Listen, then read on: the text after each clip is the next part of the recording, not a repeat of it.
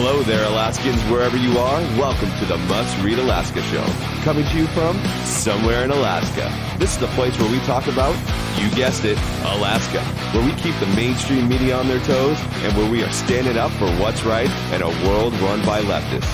You can find out more by heading over to mustreadalaska.com and also checking out the Must Read Alaska YouTube channel for some really great content. But first, let's get this party started.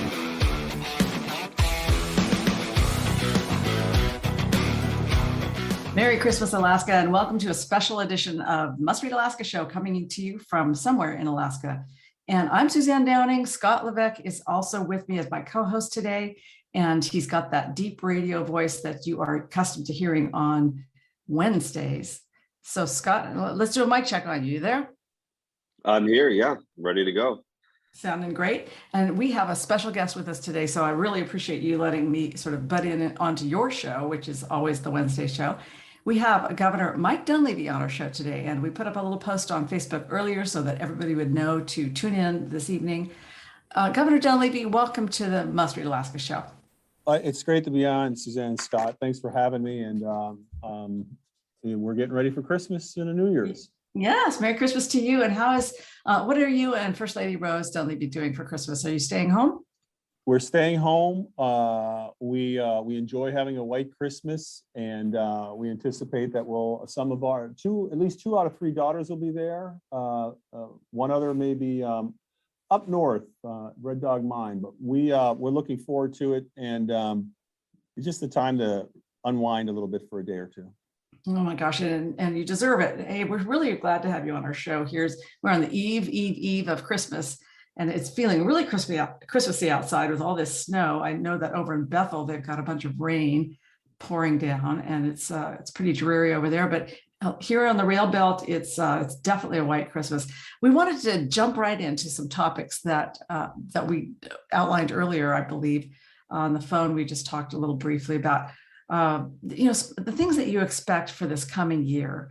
And you've got a pretty big lift ahead of you in 2022.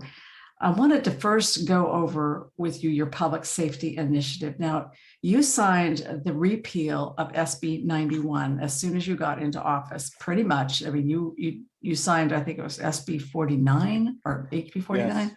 Yes. And made that terrible bill go away. And you've been working on public safety initiatives ever since.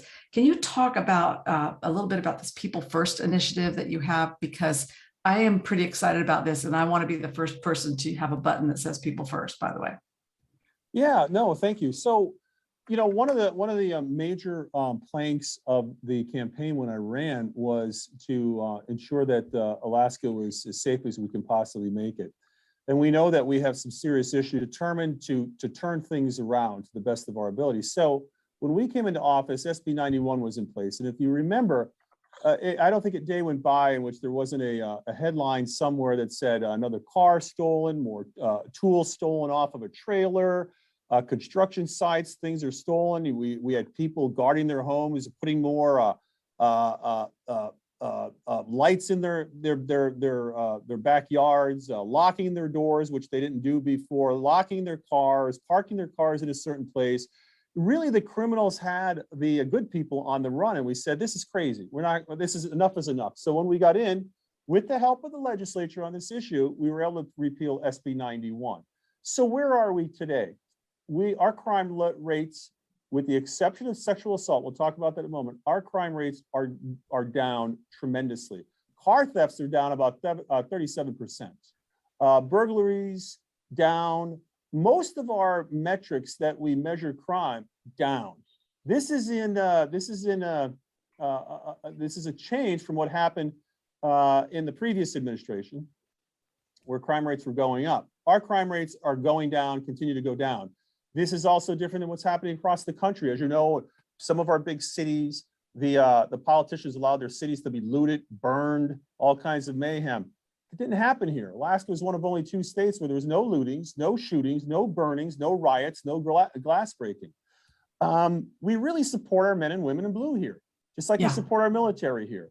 And so although we've got a very sad and stubborn sexual abuse, domestic violence issue here in Alaska, the crime rates are going down. So the People First initiative is really focusing on that particular issue, sexual assault, domestic violence. We've got to protect the most vulnerable here in the state of Alaska. And so what's going to entail, what will be entailed with that is the approach is going to have more resources going into it. We're going to have more troopers, more VPSOs. We're going to stand up strike teams out in Western Alaska. You know, another thing I forgot to mention was the sexual assault kits and the DNA cataloging. No, let's talk about that for a minute, because Yeah. you got that backlog cleared now. And what does that mean when we say we have the backlog cleared? Means thousands of cases that we've had for many, many, many years. We're up to date on them. They've all been processed, being cataloged, and so we don't have a backlog, which we've had for years. It was commonly accepted, unfortunately, that we may or may not get to these kits, which could help bring justice to victims. And so we said, well, we're not going to do this anymore. We're going to focus on making sure that those kits are processed across the board. And right now, we're in great shape. We're up to date, and we're going to continue to be on top of that. Our goal is not to have a police state in the state of Alaska, but at the same time, no woman or man, no child should grow up thinking, you know what, I'm probably going to become a victim of sexual assault or domestic violence. It shouldn't be that way. It shouldn't be a norm. It shouldn't be accepted. It shouldn't be baked into Alaska's psyche. And so we're going to do everything we can over the next few years to make sure that Alaska drives down its cases of sexual assault and domestic violence. And as a result, we may see more people going to prison. We're going to have more prosecutors, more troopers, more VPSOs, more strike teams, and we're going to keep working on it. At the same time, we're going to be working on an initiative on missing and murdered Indigenous women, as well as other missing individuals in the state of Alaska. Families, the victims, everybody. Alaska needs to make sure that justice occurs in these cases. So we're going to find out where these people are. We're going to find out what happened to them. And we're going to bring anybody that has victimized these individuals to justice. And the other thing I would say, Suzanne, if you remember, we've had a number of cold cases cracked under this administration over the last couple of years. And that's due in part to the fact that we're focused on those. Technology has helped us. And so we've brought some closure to some families. And we've got some folks that are now facing charges and will be going to trial for their part in the unfortunate murders of some of these individuals. And so, you know, I said in my first State of the State speech, if you're going to come to Alaska, if you're going to be a criminal in Alaska, you're going to be on the run. And we've been true to that, and we're going to continue to tighten down on those criminals, and at the same time protecting Alaskans and solving some of these cases. This is really good news. And so anybody who is out there who is the parent of a daughter or a grandparent of a daughter, this is really good news, because one of the things that is heartbreaking is to know that we have to tell our daughters, you know, how to be careful, and that there are predators out there. It sounds like we're going to, over the next year, probably see some of these rape kits. They're not just now processed, but there is DNA behind them that can track down some of the perpetrators. And if there are perpetrators out there, you remind me of what you said in your first Day of the State speech. You're in the wrong state. You better leave, because we're coming for you. Yep. So Scott, I know you're with us as my co-host today. Appreciate you so much. Do you have any questions for the governor? Yeah, well, number one, Governor, I appreciate the fact that, again, you're putting public safety initiatives at the forefront. That is huge. But there's other things I know that you're looking at as well. And one of those is port funding, in particular, making sure that we have, I guess I'll title it, resilient infrastructure, a way to make sure that we're not piecemealing, but everything is really resilient. It's together. And can you talk a little bit about what you're looking at when it comes to funding the ports and making sure that we are prepared, whether it's for the next earthquake or a supply chain issue, generally speaking? Yeah, great question, Scott. I mean, I don't know. I think most people felt the earthquake yesterday. We were in the Atwood building, and we had a bit of a swing there with the going back and forth with the building. But nonetheless, earthquakes are common here in Alaska, and the port is incredibly important to much of the rail belt, going from the Kenai north to the slope. And so it's essential that the ports in South Central Alaska are in good shape, can handle hopefully growing cargo. Right now, we've got issues on actually a few ports. So the Port of Anchorage obviously needs work, a lot of work. Right, just a stone's throw away, you've got the port at Point Mac, and we've got to make sense of what we want our ports in South Central to look like, so that they're not competing against each other, so that hopefully there's a complementary approach to that, so we're not fighting over funds, we're not fighting over customers. So we're looking forward to sitting down with officials and those that use the ports as to how we go about making sure that we have a port approach that makes sense for Alaska. It doesn't cost us a ton of money and stops any potential fighting over funds and fighting over resources. We have other ports in Anchorage, right? We know that we've got Whittier, we've got Seward, we've got a number of ports here in South Central, as well as across the state. So we're going to be sitting down with those individuals, officials, and customers to come up with an approach to the ports that will get the ports in shape, get the ports to where they need to be for the next 5, 10, 15, 20, 25 years, to be able to handle increasing cargo, both coming into the state of Alaska and being exported from the state of Alaska. It's absolutely crucial. This is a high priority for my administration. No, I think you nailed it. Supply chain, and specifically, we are a state that relies on that heavily, particularly from the lower 48. Another thing I wanted to ask you is sort of a reflectory question here in this forms of sustainability. When we look at sort of what the pandemic brought, we realized, I think once again, sometimes we can forget that Alaskans are pretty resilient, and that a lot of things we had to do on our own. We had a lot of things that we had to look at, some things that we needed to be able to do on our own. And I was wondering if maybe you could talk a little bit about maybe the sustainability of both in agriculture, and what that looks like in terms of maybe even updates in some of in our upgrades to like electrical systems and whatnot. What did the pandemic in that process kind of reveal to us, both in the positive as Alaskans, but also some things that were like, you know what, we should probably address some of these things? Yeah, great question. What it showed me is that it's just not theoretical that we could be cut off. I mean, we were cut off. The Canadians prevented us from going over land. The CDC and the Canadians prevented us from using our cruise ships for tourism. We had demand destruction in flights. In other words, less and less people were flying. And in some cases, some of the cargo planes early on, we had to restrict pilots, et cetera. And so we also had an issue where there was talk about the Port of Seattle closing down because early on Seattle was impacted by this virus. This would have been devastating to the state of Alaska. And what it does is it kind of wakes you up. It kind of wakes you up to the fact that in the end, if things really fall apart, we are on our own. We're 730,000 people, the top of the world. We are American, but we're still on our own. And so what it had a number of us do is really reassess our ability to take care of ourselves. We're lucky that we have oil and gas. We're lucky that we can process that oil and gas. We're lucky that we have minerals. We have lots of trees to be able to potentially make paper and lumber.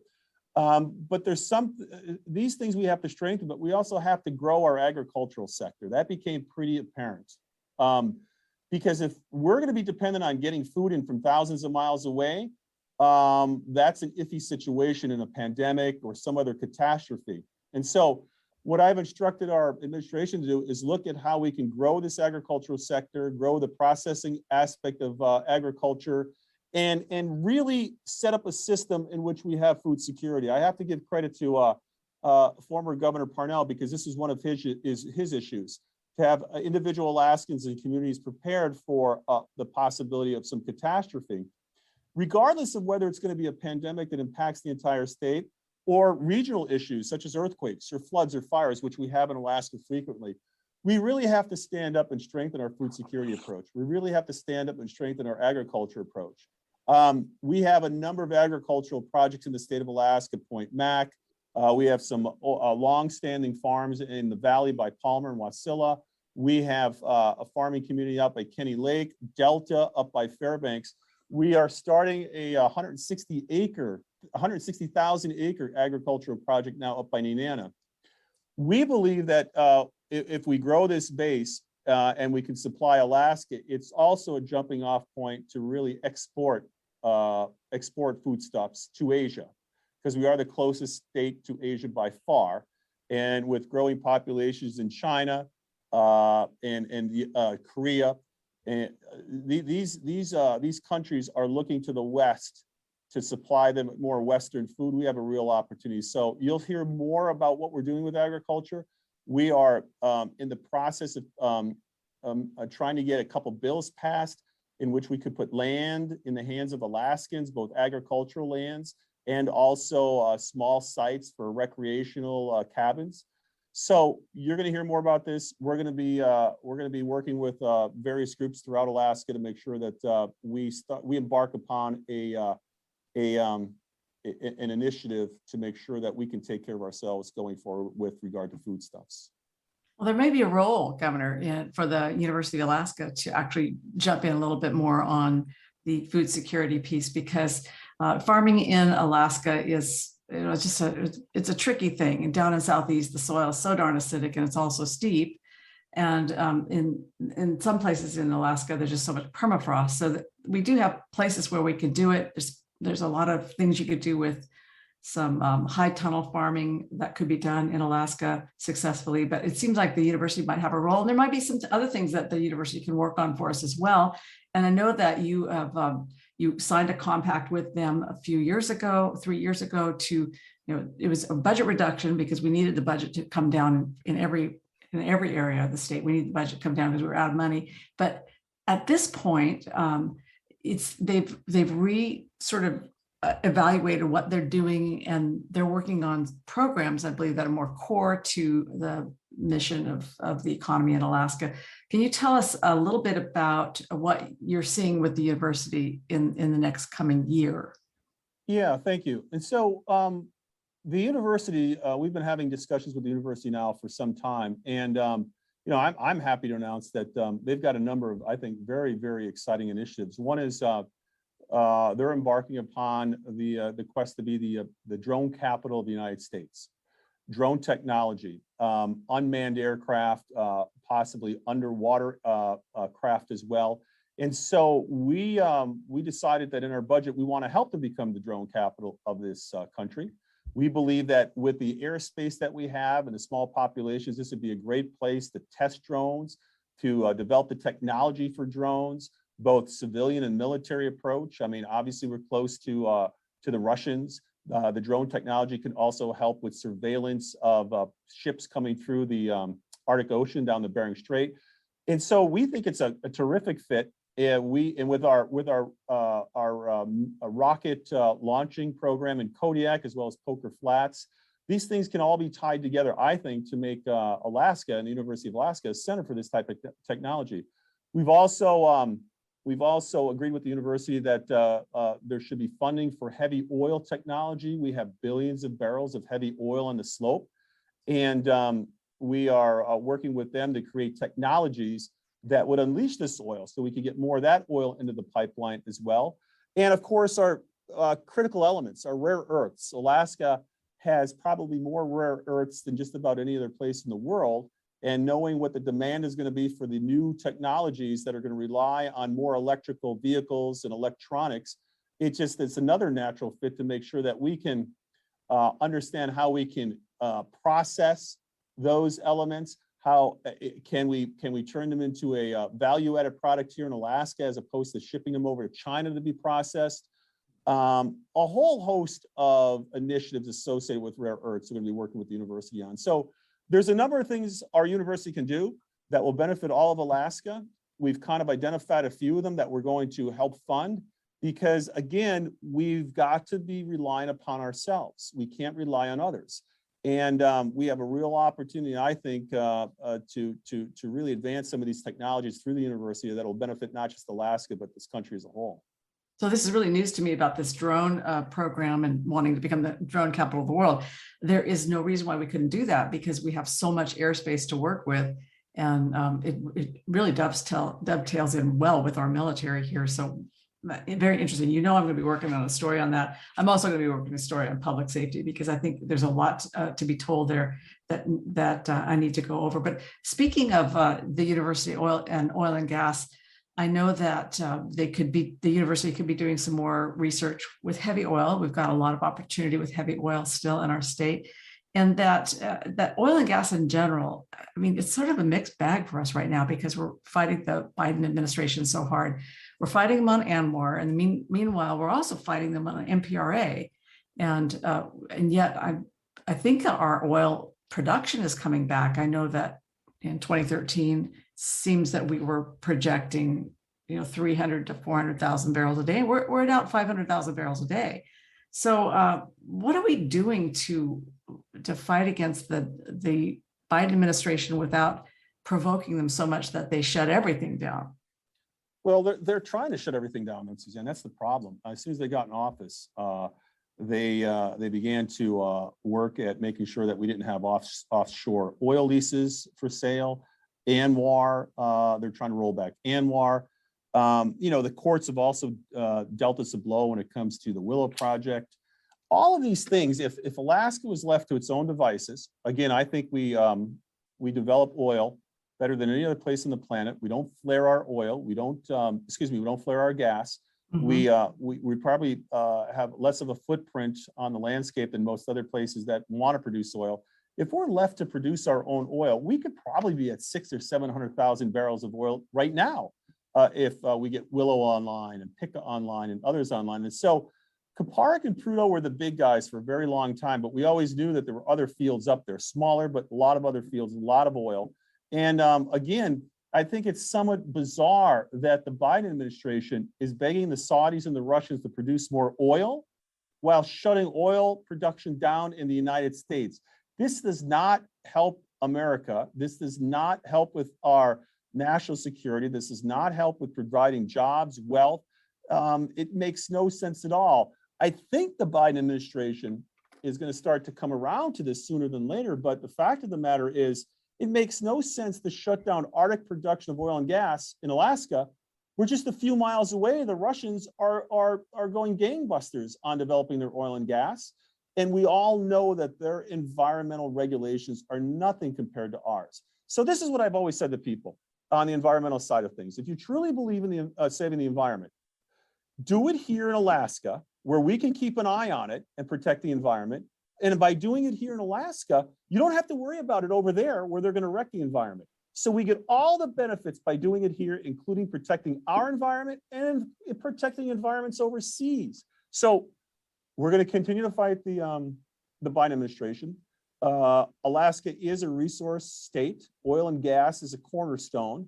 And where they're wrong, we'll file suit. And that's what we're doing. And that's, we have a state defense approach that we instituted last year. We've asked the legislature for money to stand up a legal team and fight back against this administration in Washington when we believe what they're doing is wrong and illegal. So we have a number of court cases going through. We signed up with a court case in Louisiana early on offshore oil leases, and we won that case. So we anticipate that there's a chance we'll win a few more of these cases and be able to get some of these projects hopefully back online. Yeah, especially Willow, because Willow is a huge project, and Pika as well. And we're getting that 7% decline in our pipeline.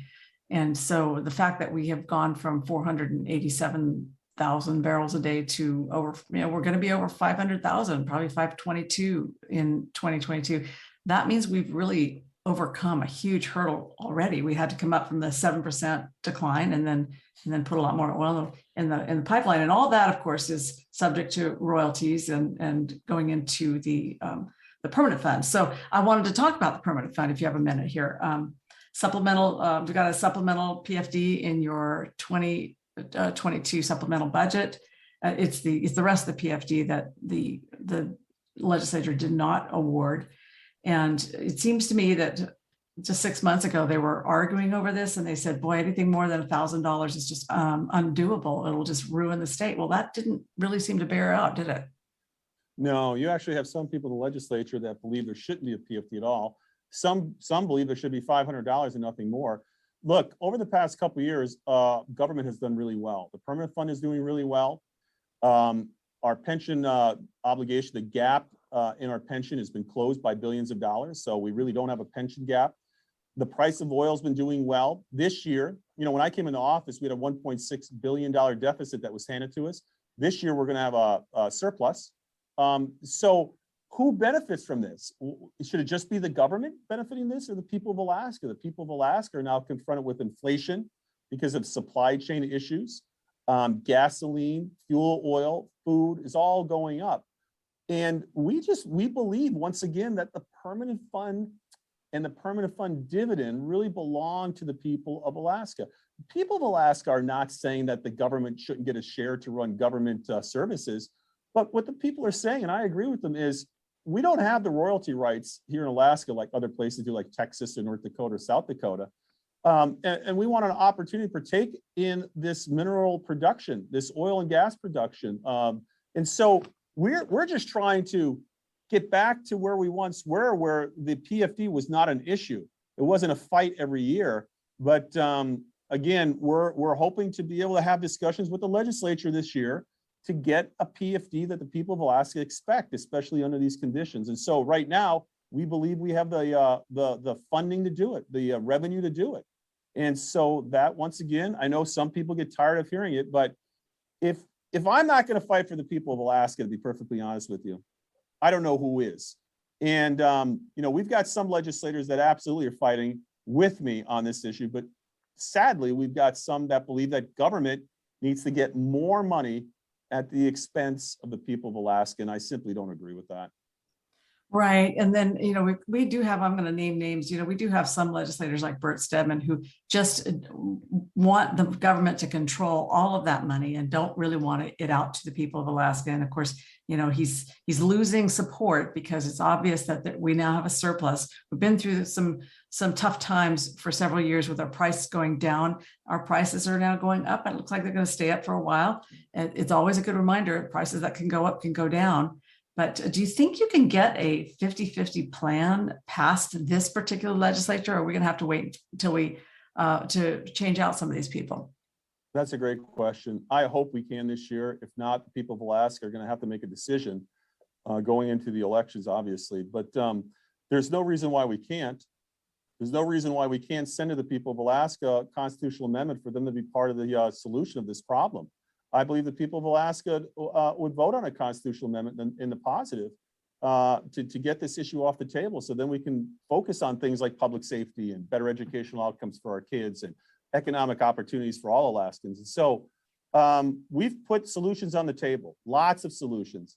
We believe that those are opportunities for the legislature to take a look at, and they come up with a solution to this problem we've been wrestling with ever since the previous administration vetoed the PFD. And so we're going to continue to work with the legislature, but if it doesn't work out this year, the people of Alaska are going to have to decide who they're going to send to Juneau in the future to fix this problem.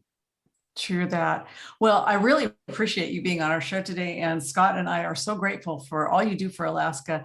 And I want to wish you and First Lady Rose, your daughters, a very, very Merry Christmas. I hope that it is, you know, peaceful out there on the ranch, and that that the state stays stable while we have Christmas and there are no more earthquakes and no disasters. Wishing you a very, very happy New Year. So thank you for being on our show, and hope you come back. Oh, we'll be back, and I want to wish everyone a Merry Christmas and a Happy New Year. And just want to remind folks that things are looking, you know, up for Alaska. Like I said, our fiscals are doing well, our crime rates are down, our oil production is up. We've got folks looking at investing in the state of Alaska. Our budget's balances this year. We got a $1.6 billion deficit when we came in. You know, I'll say another thing, Suzanne. We're one of only 2 states in the country that have a lower budget today than when I first came into office. Our budget today is a state spend is 7% lower than what it was when I came into office. The only other state that comes near that is Oklahoma. all the other states have increased their budgets. So we've been able to do a number of things, as well as continue to fight back on the vaccine mandates with other states. We've helped lead with that process. And so I think we have a lot to look forward to. We're going to a holiday season. And I think Alaska is positioned well. And I think we got a really great state and a quality of life that I think a lot of folks would envy if they spent some time here in the great state of Alaska. So thank you. Well, you bet. And hopefully they will. I mean, I think the tourism season is coming back. And next time you're on the show, we're going to talk about that because it's super important to the entire, from Fairbanks all the way down to Ketchikan. So thanks everybody for being on the show. Thank you, Scott, for being the co-host. Merry Christmas to you, Scott. And I'll see y'all on Monday. We will do a show on Monday. I don't know that we won't be doing a show on Friday on Christmas Eve, will we, Scott? There might be a pre-recorded one out. I might do something. I might do a little something. Aren't you the clever one? Very good. Yeah. Well, it was really nice to have. I think the governor just checked off. So should we talk about him now, or if we just let it go? I think hey, listen. I think he articulated a lot of great points, and it's always good to remind ourselves that Alaska is actually looking up, and all It's the really things we looking talked good. about. Yeah. Trending up, low crime, high oil production. It's going to get those ports fixed. Absolutely. That's a huge deal. Yeah, absolutely. So he's got the university working on drone technology, and that's going to be really exciting. That's going to bring a lot of interest to our state if we can get that going. Jobs and money. That's a big deal. All right. Well, that's what I wish for you for Christmas: jobs and money and peace in the land. Okay. You too. Merry Christmas. Merry Christmas, everybody.